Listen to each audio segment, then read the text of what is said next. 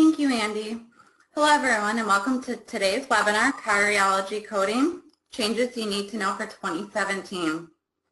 For those of you who are in the cardiology specialty, this is an extremely extensive amount of changes that we need to be focusing on here, and that's what this webinar is going to provide. Oh, I apologize. That's what this webinar is going to be providing you with is the objectives for today. Today you'll learn about the most important updates to the new CPT and ICD-10-CM codes, along with tips for billable services within the specialty of cardiology. Do you ever wonder what those little squiggly lines on an EKG mean? I know as someone who's personally had EKGs performed, it always boggles my mind as to what those mean, and then how they're interpreted, documented, and reported. As an auditor, I'm always intrigued by that, so we're going to touch on that today, and I find it extremely interesting. But not only is there a meaning behind those lines, but their interpretation and the supporting documentation have an impact on the code that you select for purposes of reimbursement. Today's webinar will also allow you to become familiar on reporting transluminal angioplasty codes, understanding the changes to ICD-10-CM coding guidelines that are pertinent to cardiology, and the ability to differentiate between hypertensive crisis and hypertensive emergencies, and obtaining knowledge about the new codes set forth for renal and visceral angioplasty. On that note, let's get started so that you can be sure that you have the most important cardiology updates that are pertinent to your practice and can ensure clean claims submit the first time.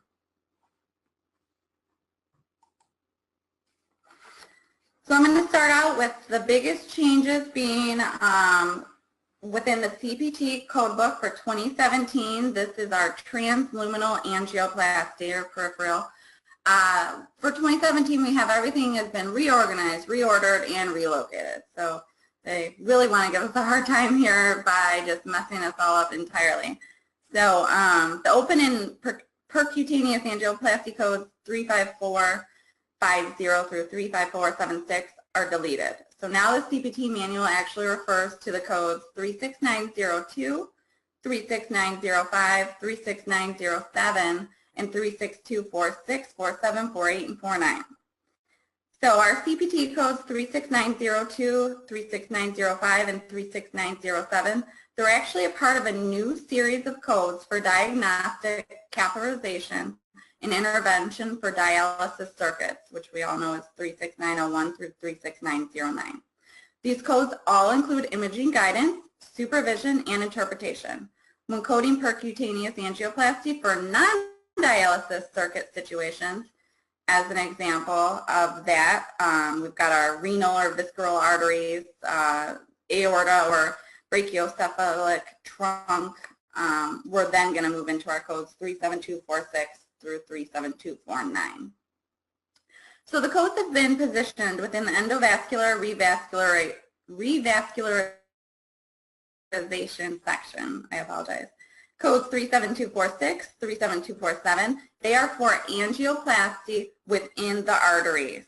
Codes 37248 and 49, those are reported for the venous angioplasty. All of the codes are actually there to report open and percutaneous angioplasty, and they all include imaging and radiological supervision necessary to perform the procedures.